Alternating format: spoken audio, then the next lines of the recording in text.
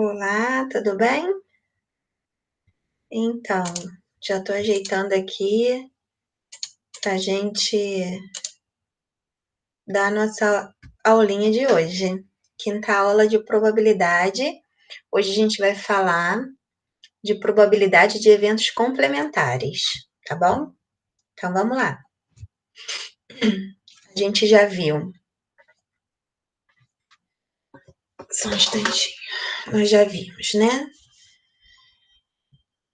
Definição, notação, representação, todas elas, fracionário, unitário e percentual, os conceitos de espaço amostral de evento simples, qualquer, impossível. Já vimos evento certo. Já vimos união e interseção de dois eventos e eventos mutuamente exclusivos, que foi o finalzinho da aula passada. Hoje a gente vai estar aqui em complementar. Eu já adicionei um evento aqui como condicional, tá? Já modifiquei isso aqui. Condicional, tá? Depois, e troquei aqui umas coisas, enfim. Eu sempre estou alterando, né? Só fica pronto quando a gente termina. Então, já vai ter uma modificação aqui um pouquinho na próxima slide, tá? Mas a gente está aqui em complementar, isso aí não foi alterado nada, não. Então, vamos lá. Aqui, relembrando os eventos mutuamente exclusivos, eu deixei exatamente o que a gente tinha visto na última aula, o exemplo, né? Para a gente ver as diferenças. Então, aqui a gente tem, ó, sair um número par em um lançamento de um dado, sair um número ímpar menor ou igual a 3, certo? Que caracteriza lá os eventos mutuamente exclusivos, que a interseção é vazia, e que a gente tem que a união é a soma do número de elementos de A mais o número de elementos de B. No entanto, quando você soma esse número de elementos, não necessariamente corresponde ao espaço amostral. E aí existe um tipo de mutuamente exclusivo, que é aquele lance assim que a gente fala, né? Quadrado é retângulo, mas nem todo retângulo é quadrado. Então a gente tem exatamente isso aqui. Agora a gente vai ver os eventos complementares. Todo evento complementar é um evento mutuamente exclusivo, mas nem todo evento mutuamente exclusivo é um evento complementar. Então, o que precisa para ser um evento complementar? E aí, o que eu trouxe aqui? Definição do evento complementar. E aí, obviamente, eu deixei o primeiro evento, o evento A, vou dar o que seria o complementar do evento A, e da mesma forma, no evento B, eu vou dar o complementar do evento B, tá? E a gente vai ver a diferença e a semelhança, né, entre os dois. Então, o evento complementar é o evento que ocorre se A não ocorre, tá? O evento de A barra, ou A com um Czinho em cima, são todos os elementos do espaço amostral S, esse A com Czinho em cima assim, ó, que eu coloco nas fórmulas porque fica melhor, tá? Para enxergar, mas eu gosto muito do A barra também. São todos os elementos do espaço amostral de R que não estão contidos em A. É aquele não A, que a gente já viu lá em análise combinatória. Então, temos que o A barra, ou A complementar, que é o A com Czinho, é igual ao número de elementos do espaço amostral menos o número de elementos de A. Assim como o espaço amostral, ele corresponde exatamente ao A mais o A barra. Aí lembra que eu tinha aqui um conjuntinho B? Que a gente tinha que A mais B era igual à união de A com B nos eventos mutuamente exclusivos, só que aqui nos eventos mutuamente exclusivos não necessariamente ele correspondia a S. Para ser complementar, o que vai acontecer? A união, ela necessariamente corresponde a S. E é isso que eu vou mostrar para vocês, tá? Então, eles têm as mesmas características de um evento mutuamente exclusivo e, além disso, para um conjunto ser complementar de outro, a união ela tem que corresponder ao próprio espaço amostral. Então, a gente tem a seguinte situação do conjunto do evento A, né? Sair um número par no lançamento de um dado, 2, 4, 6. O que seria o complementar de sair um número par no lançamento de um dado? Sair um número ímpar no lançamento de um dado, certo? Porque aí, quando eu jogar lá no conjunto, o que vai acontecer? A interseção, ela continua vazia, só que não tem aqueles elementos lá no final, né? A união corresponde à soma dos conjuntos em separado, mas, além disso, ele corresponde ao próprio espaço amostral, certo? Ou seja, eu posso chamar o conjunto B do complementar de A, que tem essa representaçãozinha de A com Czinho ou de A barra, tá certo? Muito bem. E agora aquele evento B, eu chamei de A para a gente fazer a mesma coisa, tá? Sair um número ímpar menor ou igual a 3 no lançamento de um dado. E se eu quiser, qual vai ser o complementar disso? Não sair um número ímpar menor ou igual a 3. Tem uns que a gente não vai conseguir dizer o que é igual ao par e o ímpar. Por exemplo, se você tiver digamos assim, uma situação, né? Um problema. Eu tenho bala de laranja, de morango e de chocolate. Eu quero um evento complementar a ser de laranja. Bem, é não ser de laranja. Aí vai ser de morango e de chocolate. Então, tem coisas que a gente não tem como especificamente fazer uma negação com um antônimo, né? A gente tem que negar simplesmente aquela frase e pronto.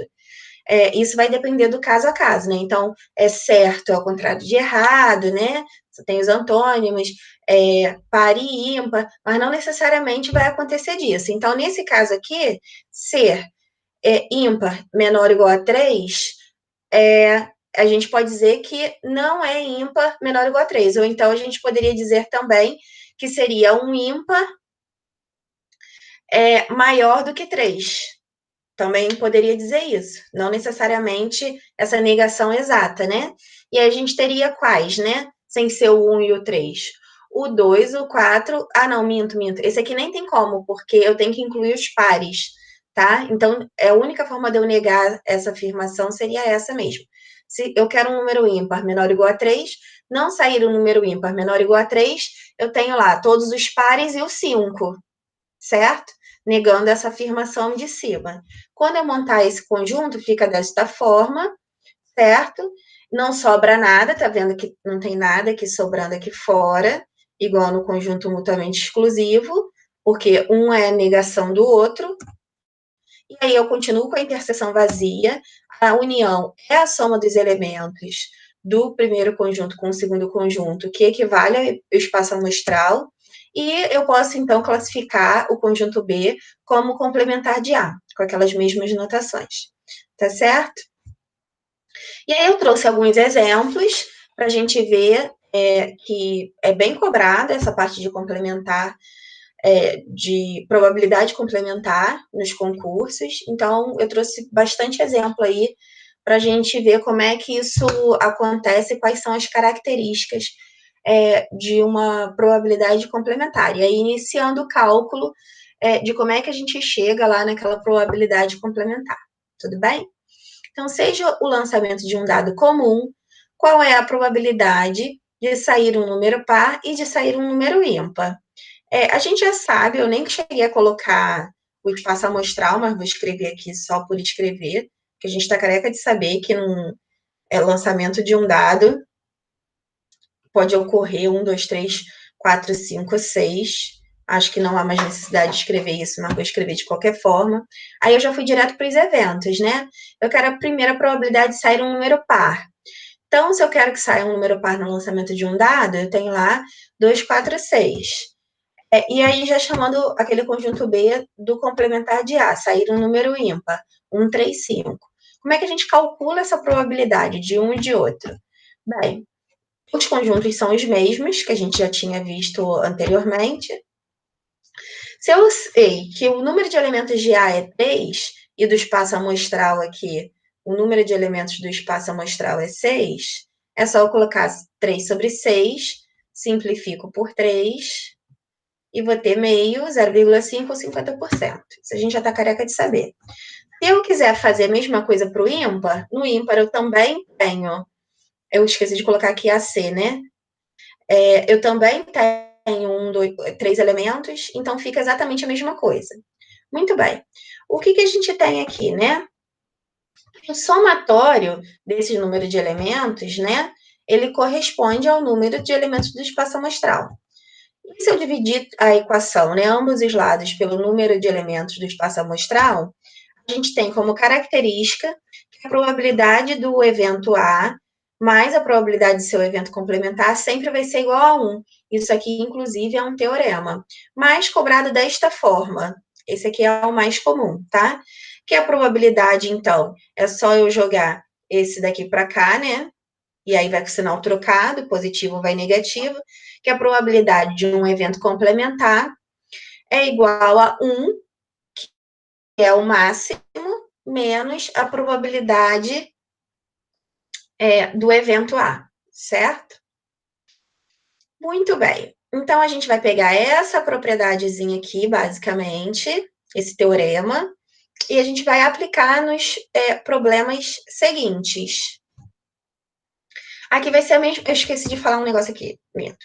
E aí a gente pode ver, obviamente, conferindo, que meio mais meio dá 2 sobre 2, que dá 1. Tá? Só para a gente fazer uma conferência aqui dessa propriedade, que eu não cheguei a escrever, mas eu gostaria de ter feito, né? Então, aqui também, continuando no dado, aí eu peguei aquela segunda situação. Sair um número ímpar menor ou igual a 3 e de não sair, não precisava, eu acabei deixando sair aqui, de não sair um número ímpar menor ou igual que 3. Então, a gente já sabe quais são os eventos, não é B aqui, é a complementar, que eu já chamei, esqueci de trocar, tá? Aí a gente tem lá que o número de elementos aqui do A é 2, 1, 2, certo? Então, ficaria 2 sobre 6, que se eu simplificasse por 2, dá 1/3, 0,333 ou 33% aproximadamente. E do evento complementar, eu tenho 4 elementos, certo? Então, é 4/6, que se eu simplificar por 2, vai dar 2/3. 0,666 ou aproximadamente 67%. Deixa eu voltar aqui, conferindo então aquela propriedade. 1/3 mais 2/3 é 3/3, que vai dar quanto? 1, certo? Então, a soma é quando a gente, obviamente, a gente tem aqui essa soma dos números e elementos, ele tem que corresponder ao espaço amostral, tá? Que sempre a gente sabe que o evento certo é 1. Mas é só uma questão de conferência mesmo. E aí, o que a gente tem, né? A gente vai usar sempre aquela segunda formazinha, se aparecer qualquer um desses 3 problemas, assim, que são os mais simples, cobrados de probabilidade de eventos complementares. Quais seriam essas aplicações, né, digamos assim, da forma mais usual possível, mais corriqueira possível? Uma urna contém bolas coloridas. Retirando-se uma bola dessa urna, a probabilidade de se obter uma bola vermelha é 0,64. Qual é a probabilidade de se obter uma bola que não seja vermelha? E vai ter, assim, muita essa negativa no enunciado, caracterizando os eventos complementares, tá? E não importa se tem amarela, azul, laranja, quais são as cores das bolas que tem na urna, não ser vermelha já é o suficiente para eu entrar dentro daquela propriedade. Então, eu sei que se eu caracterizar lá um conjunto, vou botar aqui num cantinho, como vermelho, e esse daqui como o conjunto que não é vermelho, vermelho complementar, aqui não vai ter nada, e a soma desses dois vai corresponder ao próprio espaço amostral, tá? Então, a negação serve para isso. Aí eu já joguei direto, ó. A probabilidade de não ser vermelha é 1 menos a probabilidade de ser vermelha.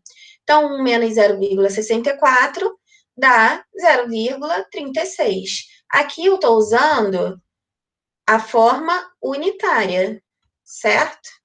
Porque foi dada a forma unitária no enunciado. Pode ser dada. E aí a gente usou aqui na frente quanto? 1, ok? Aí o segundo, a probabilidade. E aí acabou, tá, gente? É só aplicar aquele teorema e pronto. É isso.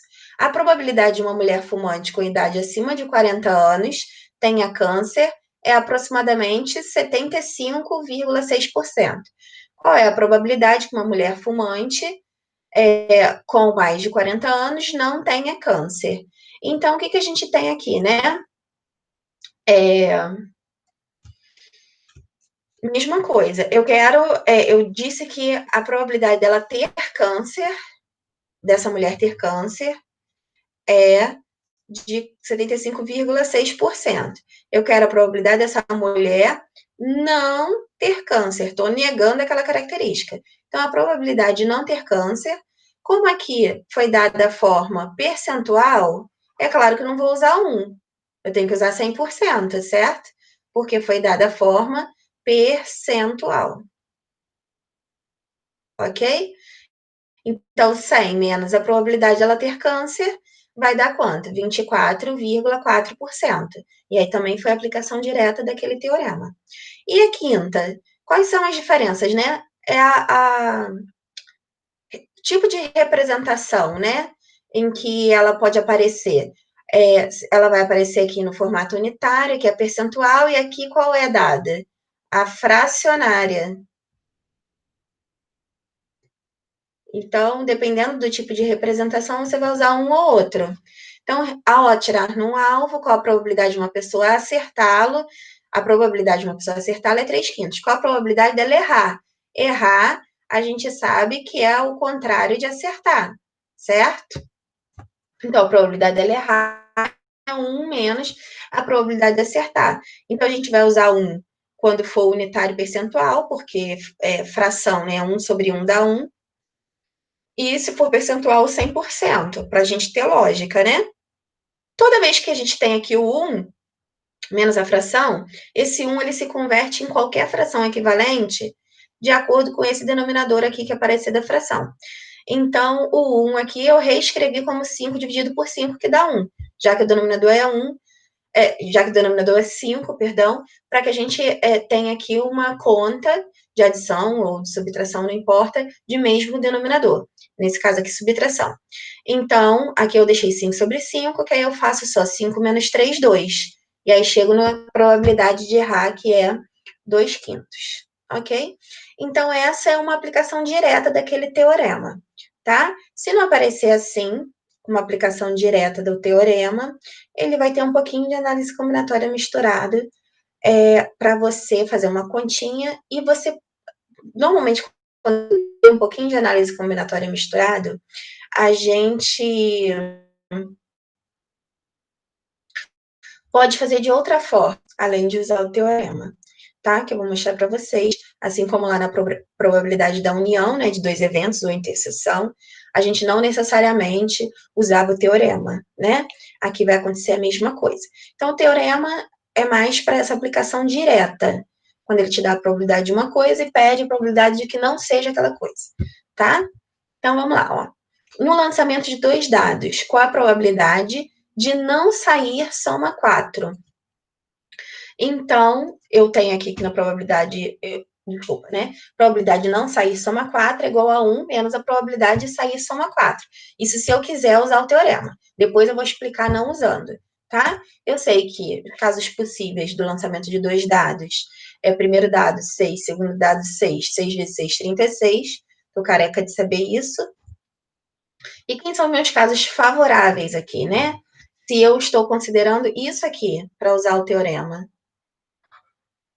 Probabilidade da soma ser 4. Eu vou fazer essa situação aqui, que eu estou chamando de evento A, né? Então, eu quero todos os pares ordenados em que a soma dos elementos dê 4. Isso só ocorre em 1, 3, 2, 2 e 3, 1, certo? Todos os outros são diferentes disso. E aí eu monto essa probabilidade, certo? Aqui eu tenho 3 elementos, né? Que o número de elementos de A é 3, porque eu tenho 3 pares ordenados, 1, 2 e 3. E aí monto 3 sobre o número de casos possíveis, que é 36, simplifico por 3, dá 1/12, e aí tem aqui a forma unitária percentual. Bem, Ok, aí agora que eu vou aplicar o teorema, né? Eu vou falar que a probabilidade de a soma não dar 4 é 1 menos a probabilidade da soma dar 4. Aí fica 1 menos 1 dozeavos. Como aqui o denominador é 12, eu transformei em 12 sobre 12, né? 12 dozeavos. E aí fiz 12 menos 1, 11, certo? E aí aqui está a forma, aqui já não tem como simplificar, a forma unitária e a forma percentual. Bem, como é que eu faria isso tem algumas formas, né? Sem precisar decorar esse teorema.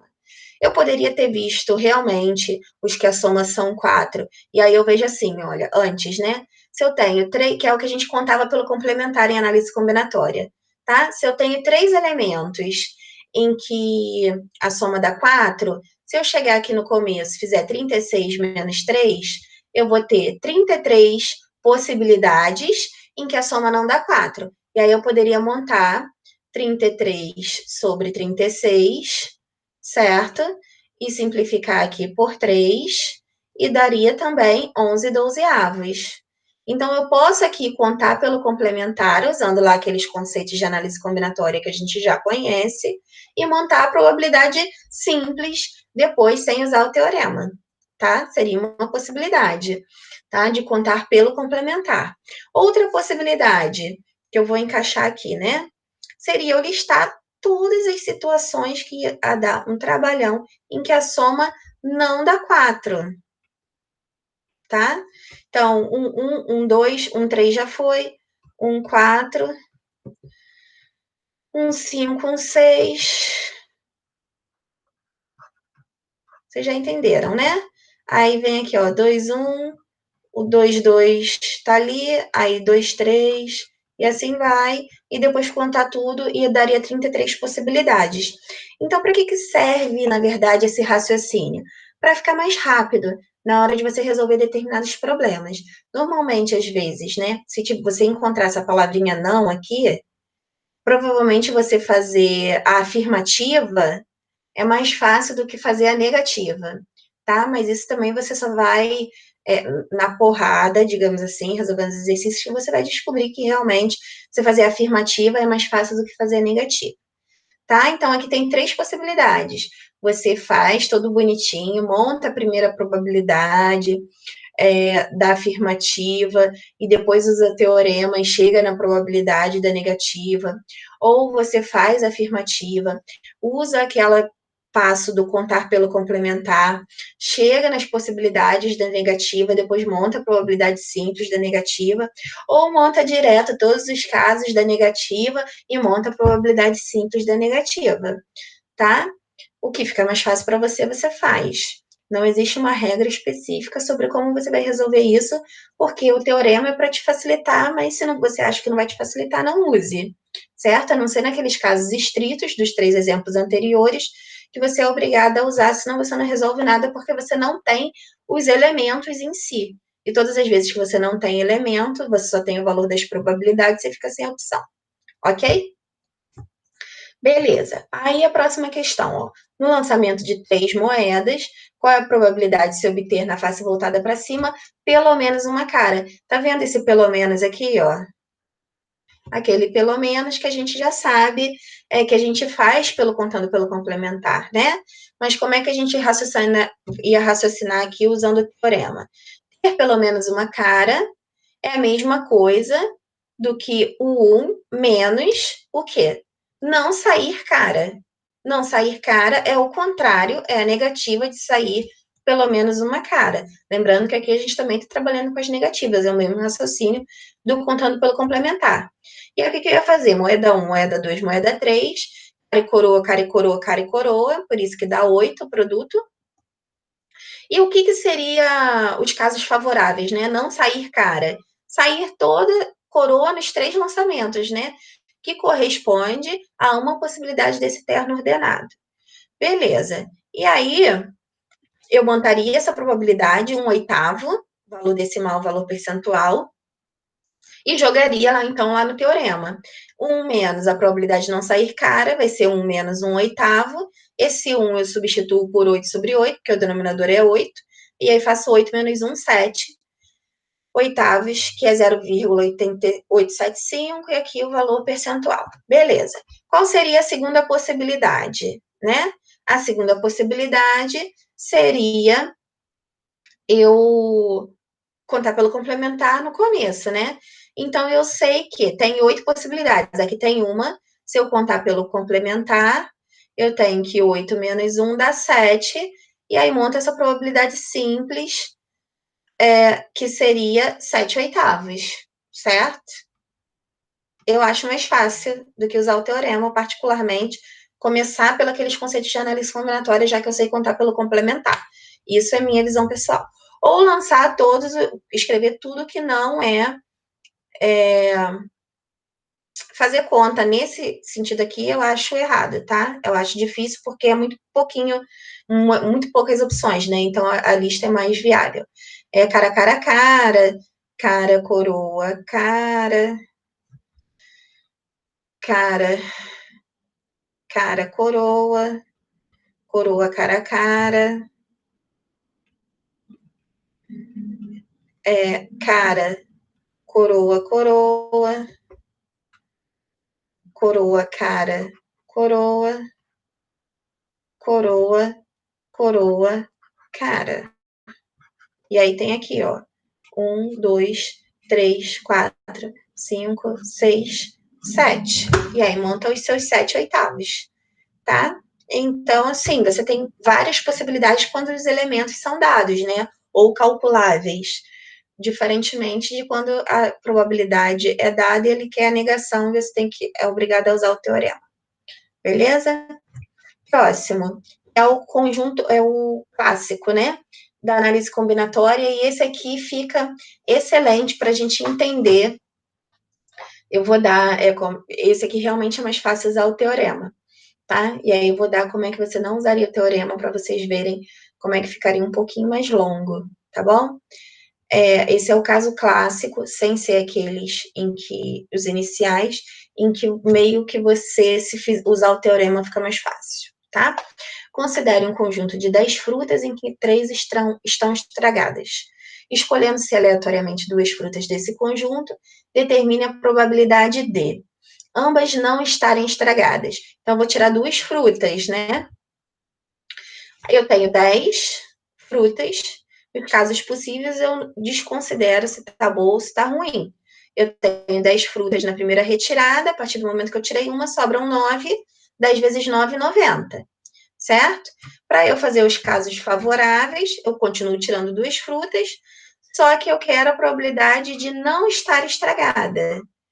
E não estar estragada, se eu tenho aqui 3 que estão estragadas, e eu tenho 10 frutas, obviamente, 7 não estão estragadas, ok?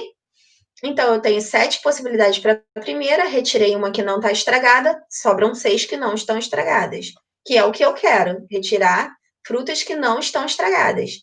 7 vezes 6, 42. Aí eu monto lá a probabilidade, 42 sobre 90, simplifico aqui por 6, dá 7 quinzeavos, forma unitária e forma percentual. Muito bem. Agora, se eu quiser a probabilidade de pelo menos uma estar estragada, eu vou até começar por essa situação. Se eu fosse fazer uma conta, digamos assim, que valesse a pena, eu teria que ver a seguinte situação. Pelo menos uma estar estragada, poderia ser assim, ó, estragada e boa, é uma situação, certo?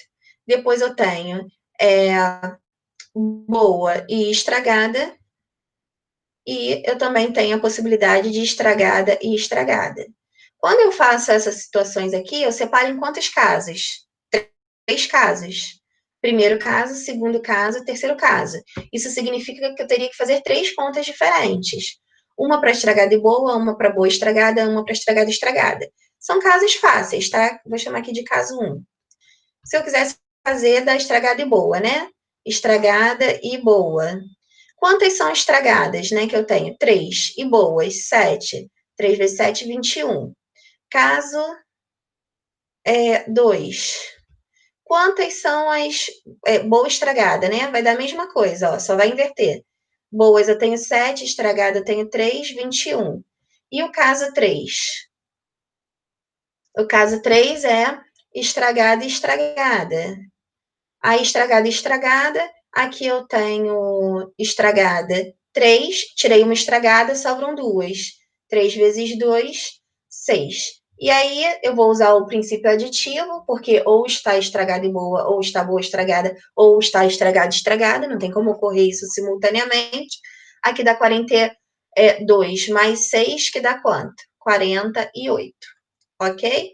E aí eu montaria a probabilidade simples, 48 sobre um total de 90, daria para simplificar aqui por 6, que daria 8 quinzeavos, ok? E aí, como é que eu faço? Quer dizer, fiz 3 contas, depois ainda montei a probabilidade. E aí, como é que eu faço pelo menos uma estar estragada? Se eu for pelo raciocínio do pelo menos uma estar estragada, qual é o contrário que a gente já sabe, né? De pelo menos uma estar estragada? Todas as duas estarem boas. E aí eu fico com um caso só. Ambas estarem boas. Ou, que é a mesma coisa que não estarem estragadas. Ambas estarem boas, que é o que a gente calculou aqui na opção da letra A. Aí a gente faz um cálculo aqui, que a gente chega nesses 42, que é essa opção boa, boa, e usa o teorema. Tá? Então a gente vai fazer 1 menos 7 quinzeavos, e aí, como o denominador é 15, eu troco esse 1 por 15 sobre 15, 15 menos 7 dá 8, tá? E aí eu vou apagar aqui essa bagunça que eu fiz aqui no cantinho, para vocês enxergarem a forma, então, unitária e percentual. Então, eu acho interessante porque aqui é um caso só uma conta. Aqui seriam 3 casos, 3 contas, tá? Então, quando você conta pelo complemento, é a mesma situação de antes, né? Às vezes o princípio aditivo, ele se torna muito mais longo do que o contar pelo complementar. E aí você poderia fazer também, não te impediria, se você tem dificuldade em fazer conta de fração, ter esse raciocínio do contando pelo complementar, tipo, calculei boa, boa. Então, boa, boa vai ser 7, 6, que dá 42. Como eu tenho um total de 90, eu posso fazer antes. 90 menos 42, que dá 48, e montar depois a fração também, 48 sobre 90. E não usar o teorema. Pode ser, usando os mesmos conceitos que você aprendeu lá em análise combinatória. Eu acho até mais fácil que o teorema, ainda mais fácil que o teorema, tá? O que eu não acho tão simples é usar o princípio aditivo aqui nesse caso. Como a gente já viu lá, toda vez que tem o pelo menos, o raciocínio do contar pelo complementar, seja no teorema ou não, ele é muito mais fácil do que do princípio aditivo, na maioria das vezes. E aí é que eu trouxe uma questão com análise combinatória que não tem nada, assim, muito a ver, né? Que a gente é muito mais cara de contar pelo complementar aqui do que usar o teorema, porque a gente já cansou de fazer esse tipo de questão, mas também que pode ocorrer, né? Eu, se eu não me engano, também trouxe uma de combinação, que é a questão 10, e parei na 10. Vamos lá ver, essa daqui é de permutação.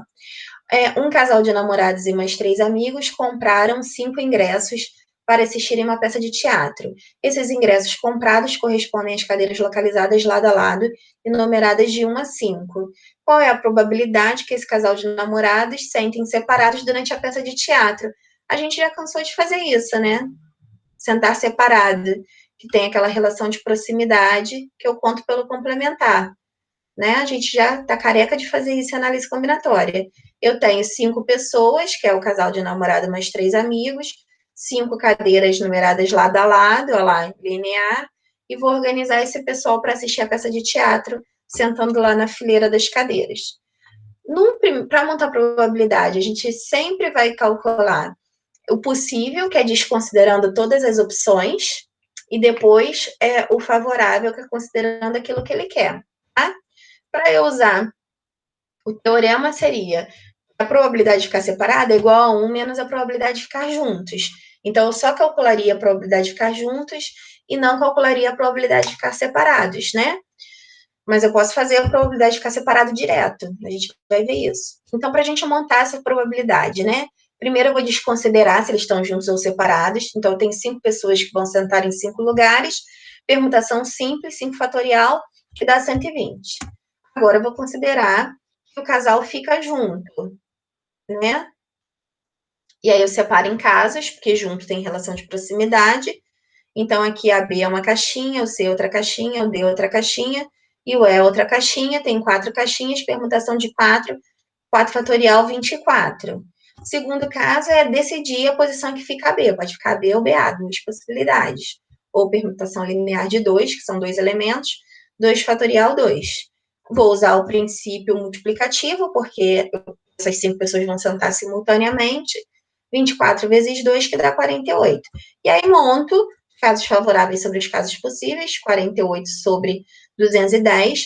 Obviamente que eu montar pela conta, né? Aqui no caso, 2 vezes 4 fatorial e embaixo 5 fatorial é muito mais fácil, porque eu posso escrever o 5 como 5 vezes 4 fatorial para poder cortar o 4, e na hora de simplificar fica mais rápido. Eu já falei isso com vocês também, que muitas vezes a gente usa a conta ao invés de usar o resultado, né, para simplificar mais rápido, que dá 2 quintos, 0,4 ou 40%. Muito bem, e aí eu aplicaria, então, o teorema, esse aqui, probabilidade de sentar separado é 1 menos a probabilidade de sentar junto, e aí viria 1 menos 2 quintos, aqui é 5, substituo 1 por 5, 5 avos, e aí fica 5 menos 2, 3 quintos, que dá 0,6. Eu nem fiz essa conta aqui mostrando para vocês, né? Obviamente tem que dar 100%. Vocês podem conferir que sempre a soma dá 100%, tá? Beleza. E aí, o que a gente tem? A gente poderia fazer também, contando pelo complementar, os 120, que é o total, menos o contrário, que é ficar junto, 48, e esse 120 menos 48 dá 72, e eu poderia fazer 72 sobre 120, certo? Que simplificando aqui por 12, agora eu vou devagarinho, porque eu fiz a conta direta, dá 6 e dá 10, e simplificando por 2 de novo, daria 3 quintos, que é justamente o que a gente achou aqui, tá? Poderia contar pelo complementar, como a gente já fazia análise combinatória, e não usar o teorema, tá? Usar só a probabilidade simples e o contando pelo complementar. E só, né? Que eu acho que aqui não tem muita aquelas opções de lista, porque são muitos elementos. Então, seriam essas duas opções. Ou você conta pelo complementar no começo, ou usa o teorema no final, tá certo? Mas o raciocínio é sempre, quando sentar separado, sentar junto, essa situação dos eventos complementares, ele sempre tem essas ideias de polaridades, né? De opostos. Tudo bem? E aí, aqui é a 10 de combinação. Em um escritório de advocacia há 5 advogados recentemente contratados, e entre eles há um casal. 3 deles serão selecionados por sorteio para trabalhar no fim de semana seguinte. A probabilidade de que o casal não esteja trabalhando junto neste fim de semana é não estar trabalhando junto, é mesmo, o contrário é o quê? Estar junto. De novo, né? Então, aqui ele está pedindo para estar separado, e aqui ele está pedindo para estar junto. A probabilidade de não trabalhar junto é 1 menos a probabilidade de trabalhar junto, que são as relações de proximidade, né? Separado e junto. E aí, só que como eu estou na fase da seleção da escolha, não da organização, é uma questão de combinação. Os casos possíveis, a gente sabe que a gente desconsidera a qualidade que a gente quer. Então, eu tenho 5 advogados e eu vou escolher quantos? 3. Faço combinação de 5, 3 a 3. N, P, N menos P, 5 menos 3 dá 2. 3 é maior que 2, abro 5 até chegar a 3, corto. 2 fatorial é 2. E aí, aqui, 4 dividido por 2 dá 2. 5 vezes 2, 10. Já cansei de fazer essa conta também. E o favorável? Por que a combinação de 3, 1 a 1 que dá 3, né? Que a gente nem precisaria, que é uma decisão simples. Se eu quero, desses 3 advogados, que o casal casal, vou chamar aqui o casal de AB, entre aqui, e tem uma terceira pessoa nessa escolha, a gente sabe que na escolha a ordem não importa, né? Então, basta, dentre os 5 advogados, né? Eu tenho aqui A, B, C, D e E. O AB já foram selecionados, que é o que eu estou considerando pelo contrário, né? Eu quero que eles estejam juntos.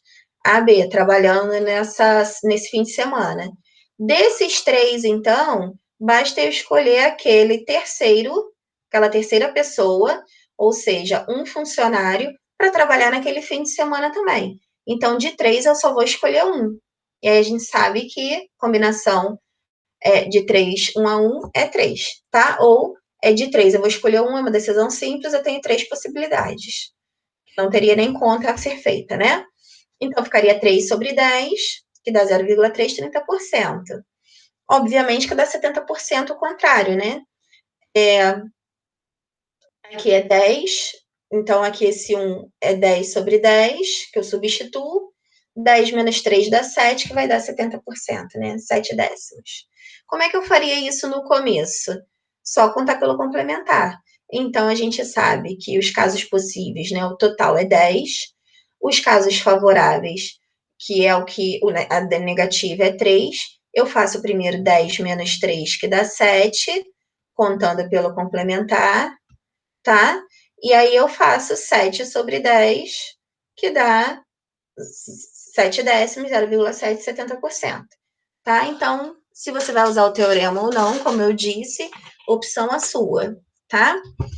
Você pode fazer uns detalhes para não usar o teorema, desde que você use o raciocínio que você já conhece do contar pelo complementar. Tudo bem? E aí vem os exercícios, eu estou continuando aquela lista, então, obviamente, está aumentando a numeração, certo? Como é bem cobrado, eu botei bastante exercício aí para vocês tentarem fazer, inclusive essa questãozinha da UERJ, e na próxima aula a gente vai ver probabilidade condicional, tá certo? Um grande beijo, até a próxima.